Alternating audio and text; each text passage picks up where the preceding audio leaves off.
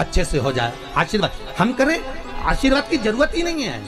3 के भाग्य का धन हर व्यक्ति को मिलता है। पहला बहन बेटी के भाग्य का, दूसरा गौ माता के भाग्य का, तीसरा संत और ब्राह्मण के भाग्य का। अगर आपके घर में बहन बेटी आ रही है, आपके घर में बहनें आ रही हैं, आपके घर में बेटी ने जन्म लिया है, तो उसके भाग्य का धन तुमको जरूर मिलेगा। दूसरे नंबर पर गौ माता अगर तुम्हारे घर में है, या तुम गाय को 1 रोटी दे रहे हो, गौ माता की सेवा कर रहे हो, भले तुम्हारी गरीब परिस्थिति है, भले तुम्हारे पास में कुछ भी नहीं है, तो भी तुमने अगर गौ माता की सेवा करी है, गाय को 1 रोटी दी है, गाय को चारा दिया है, गाय की सेवा करिए, तो उसके भाग्य का धन तुमको जरूर मिलेगा। तीसरे नंबर पर है संत ब्राह्मण के भाग्य का। अगर कोई ब्राह्मण, कोई संत, कोई साधु, कोई सन्यासी, कोई तपस्वी, कोई साधक, कोई उपासक, कोई ब्राह्मण तुम्हारे घर में आया है, तुम उसकी सेवा कर रहे हो, तुम उसको 1 गिलास पानी भरकर पिला रहे हो, तुम उसको भोजन बनाकर खिला रहे हो, उसके भाग्य का धन घटेगा नहीं, उसके भाग्य का धन तुमको प्राप्त होगा। ये 3 के भाग्य का धन कभी नहीं कटता। पहला बहन बेटी के भाग्य का, दूसरा गौ माता के भाग्य का, तीसरा संत ब्राह्मण के भाग्य का। ये कभी नहीं घटता, ये बढ़ता है, ये घटने वालों में से नहीं है। अगर तुम्हारे घर में बहन बेटी आई है और तुमने उसको 1 साड़ी भी दी है, तो तुम्हारे घटने वाला नहीं है, वो बढ़कर ही तुम्हें मिलेगा। तुमने गाय को अगर 1 रोटी दी है, उसका भाग्य तुमको प्रबलता में ही प्रदान करेगा। किसी संत ब्राह्मण को अगर आपने 1 गिलास पानी पिलाया, 1 अन्न का दाना खिलाया, 1 भोजन कराया, तो उसका पुण्य आपको प्रबलता में प्राप्त होगा, वो घटेगा नहीं। ये घटने वालों में से नहीं है कि घट जाएगा, ये प्रबलता में प्राप्त हो जाएगा।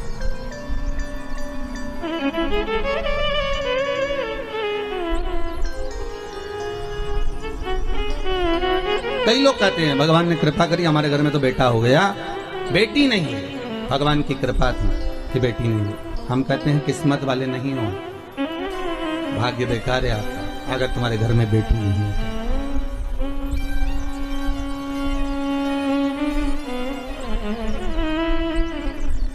पूछा गया, किसी ने पूछा कि गुरुदेव, जिसके यहाँ पर बेटी नहीं होती, आप कहते हो उसका भाग्य अच्छा नहीं होता, ये बताओ भगवान फिर बेटी क्यों नहीं देता? फिर तो उसको बेटी देना चाहिए। हर एक व्यक्ति के घर में 1 बेटी तो देना ही चाहिए।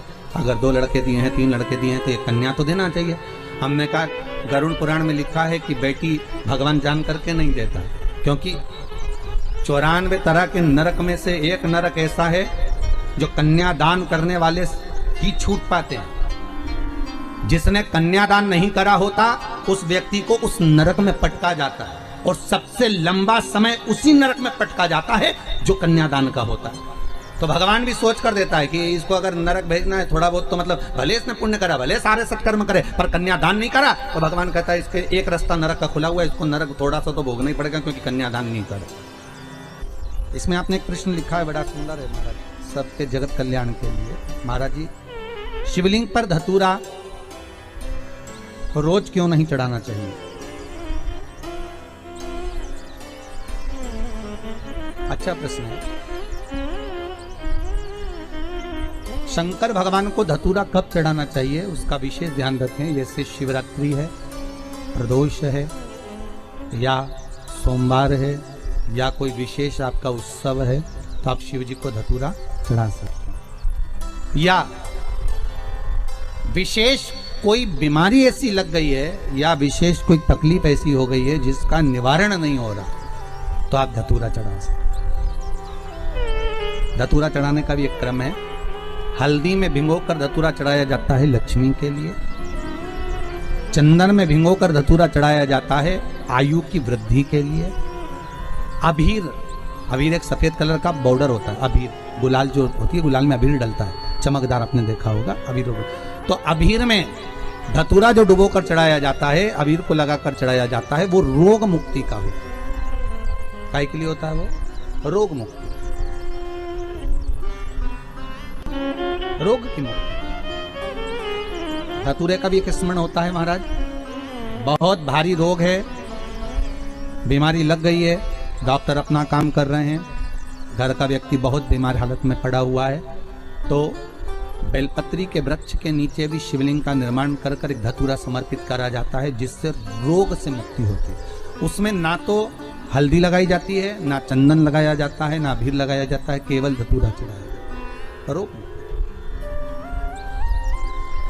श्री शिवाय नमस्तु। अहंकार से वंचित हो जाएगा, पर देवता पुत्र हैं और शंकर इनके पिता हैं। और आज देवता कर करें कि आपने विष पिया तो कौन सा बड़ा काम कर दिया। पार्वती जी की आंख में जल भर गया, आपके सामने अमृत का पात्र तक नहीं आया। देवता विष लेकर आ गए पर अमृत लेकर आपके सामने नहीं आए, और वो अमृत देवता खुद पी गए और आज आपके सामने आकर करें कि आपने करा क्या। पार्वती जी कहती है मैं जानती थी ये सब बात, इसलिए मैं आपको मौन कर रही थी, चुप कर रही थी कि मत पियो इस विष को, मत पियो इस विष को। संसार बड़ा विचित्र है, बड़ा विचित्र।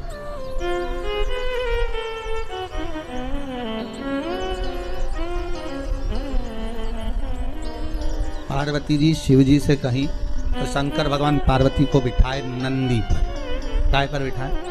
नंदी पर। और नंदी पर बिठाकर उन्होंने कहा आज संसार के लोगों के बीच में चलते हैं, चल मैं बताता हूं दुनिया कैसी है। शंकर भगवान ने नंदी पर बिठाया और नंदी पर बैठकर शंकर और पार्वती दोनों जाने लगे। गांव के लोगों की आवाज निकली, पीछे से लोग कहने लगे देखो बेचारा बरसब नंदी, अरे बेचारे नंदी पर दो दो व्यक्ति बताओ बेट पर चढ़कर जा रहे हैं, इनमें इतनी अकल नहीं है। कम से कम एक पैदल चल लेता, एक का वजन तो बेचारा वृषभ झेल लेता, वो नंदी झेल लेता। शंकर जी बोले पार्वती नीचे उतर जाओ। दोनों नीचे उतर गए, नंदी को पकड़ कर जाने लगे।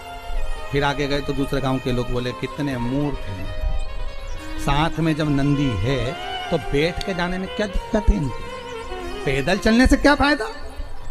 नहीं होता तो बात दूसरा था, साधन नहीं है, पर साधन है तो बैठ कर जाओ, बैठ के चलिए। शिव जी बोले पार्वती अब एक काम करो, अब तुम अकेली बैठ जाओ, मैं तुम्हें लेकर चलूं। दूसरे गांव में पहुंचे तो दूसरे गांव के लोग बोले बताओ कैसा लुगाई का गुलाम है, पत्नी को बिठा कर ले जा रहा, खुद पैदल चल रहा, गजब। शंकर जी बोले पार्वती तुम नीचे उतर, अब हम बैठेंगे, तुम पैदल चलो। फिर आगे के गांव में गए तो लोग कहने लगे बताओ कैसा पति है, बेचारी दया तक नहीं आ रही, बेचारी स्त्री इतनी सुंदर, उसको बेल खिंचवा रहा, खुद बैठ कर जा रहा, ऐसा हो रहा, पर देखो वो बेचारी ऐसी हो रही, पैदल चले जा। शंकर जी वापस नीचे उतर गए। पार्वती से कहा कैलाश चलें कि और सुनना बाकी रह गया, कैलाश चलें कि और सुनना बाकी रह गया। पार्वती जी बोली कैलाश चलिए। शंकर भगवान पार्वती को कैलाश ले गए। शिव जी बोले ये संसार सागर है पार्वती, अच्छा करोगे तो लोग टांग खींचेंगे, बुरा करोगे तो लोग टांग खींचेंगे, भजन करोगे तो लोग कह देंगे ये तो पागल हो गई, और नहीं करोगे तो लोग कह देंगे बताओ कहीं छाती पे बांध के ले जाएगी, जोड़ कर जाएगी। ये दुनिया के लोग हैं पार्वती, कहे बिना नहीं रह सकते, इसलिए क्या किसको रोइए, चादर तान के सोइए।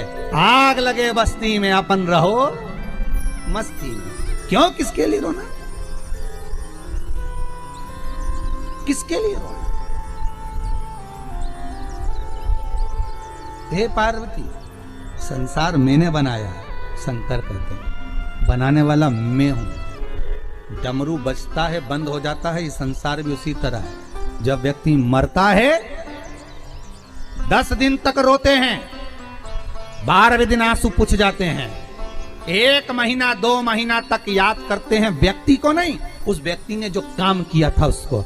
वो होते तो केले ले आते, वो होते तो सेवफल ले आते, वो होते तो तुरंत सारा काम कर देते, बच्चों का मुंह देखना पड़ता। हे पार्वती संसार सागर में केवल काम का ठोका है, काम के लिए दुनिया याद करती है, धन के लिए दुनिया याद करती है, बाकी का दुनिया का संबंध जैसे ही कोई मरता है मैं हृदय से उसको विच्छेद कर देता हूं। शिव कहते हैं मैं 12 दिन नहीं लगने देता, 10 दिन में भुलवा देता हूं। बस आंख के आंसू पुछ जाते हैं, फिर याद आते हैं कब, जब बेटे को काम बोला वो नहीं कर आया, तब याद आएगा कि